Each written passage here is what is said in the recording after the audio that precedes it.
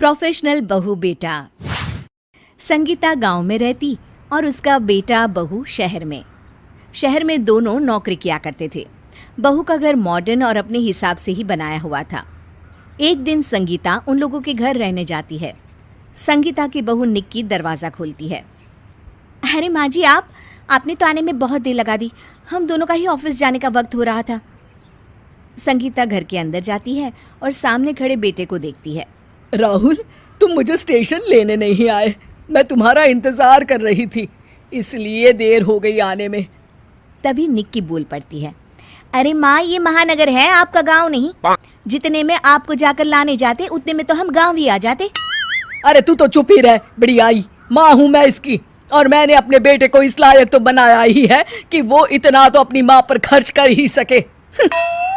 चल, भूख लगी है मुझे, नहाने जा रही हूँ मैं, वैसे भी बहुत थक गई हूँ। अब माँ, मैंने और निक्की ने आपका नाश्ता और खाना बना कर रख दिया है, आप आराम से खा लेना। हम ऑफिस के लिए निकल रहे हैं, शाम को मिलते हैं। इतना कहकर दोनों घर से ऑफिस चले जाते हैं। बेचारी संगीता पूरे घर में अकेली बैठी खाना खाती है, तो उससे खाना खाया ही नहीं जाता। ओहो, एक तो अकेले खाओ और ऊपर से खाना भी ठंडा। चलो किचन में चलकर खुद ही कुछ बना लेती हूँ। संगीता किचन में जाती है, लेकिन उससे गैस नहीं जलती।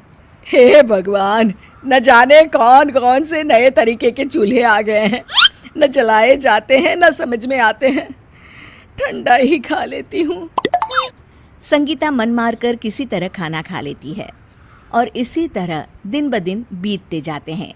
एक दिन संगीता कहती है, बेटा, मैं घर में बोर हो जाती हूँ, कहीं घुमाने ले चलो ना, यहाँ तो कोई किसी से बात नहीं करता। देखिए माँ, यहाँ अगल बगल किसी से बात भी मत करना, क्या पता कौन कैसा हो। अरे बेटा, बाहर नहीं निकलूंगी तो जान पहचान कैसे होगी? अकेली क्या मैं दीवार से बात करूं? माँ, अब आपको हमारे घर में ही रहना है तो ऐसे ही रहने की आदत डाल लेनी चाहिए। यहाँ सब घर के अंदर ही रहते हैं। संगीता बेचारी गांव में खुले घर आंगन में रहने वाली अब शहर के छोटे से घर में फंस जाती है। न कोई बात करने वाला, न बोलने वाला, खाना भी ठंडा और अकेले खाना पड़ता। एक दिन संगीता घर से बाहर जाती है तो उसे पड़ोस की एक महिला मिलती है। वो उससे बात करती है और दोनों दोस्त हो जाते हैं। एक दिन संगीता उस औरत के साथ घर में बैठी होती है कि तभी निक्की आ जाती है। अरे माँ जी, ये कौन है? ये मेरी सहेली है, पास के मकान में ही रहती है। अरे माँ जी, आपको जो मना करो वही आप क्यों करती हैं? आपको कितनी बार कहा कि यहाँ किसी पर भरोसा नहीं किया जा सकता। अरे कैसी बहू हो तुम, कोई सास से ऐसे बात करता है भला? अरे वो तो छोड़ो, मेरे चले जाने का तो इंतजार कर लेती, मेरे सामने ही मेरी बुराई कर रही हो। अरे चलिए चलिए, ये मेरी सास तो गांव की है, इन्हें क्या पता कि शहर में लोग कितने चालाक होते हैं। आप अपने घर जाइए। अरे बहू, ये तुम क्या बोल रही हो? ये कितनी अच्छी महिला है और तुम्हें पता है? संगीता अपनी बात को पूरा करती उतने में ही पड़ोसन उसे कुछ भी कहने से मना कर देती है।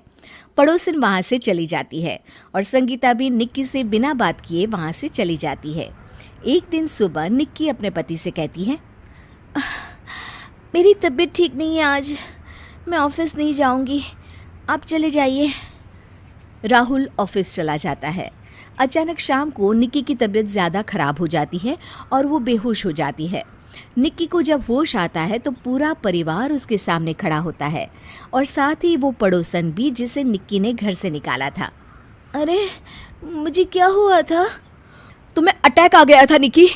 ये तो अच्छा है कि वक्त रहते माँ ने पड़ोस की डॉक्टर आंटी को बुला लिया, वरना बहुत बुरा भी हो सकता था। शुक्रिया आंटी। हाँ, मुझे माफ़ कर दीजिए, मैंने आपके साथ बहुत बुरा व्यवहार किया, मैं आपसे माफ़ी मांगती हूँ। देखो बेटा, अच्छे और बुरे लोग हर जगह होते हैं, इसमें शहर और गांव नहीं देखा जाता। और तुम्हारी सास भले ही गांव की महिला हैं, लेकिन इनकी समझदारी कई शहरी औरतों से भी अधिक है। निक्की उनकी बात सुनकर शर्मिंदा होती है और अपने किए की एक बार फिर से माफ़ी मांगती है।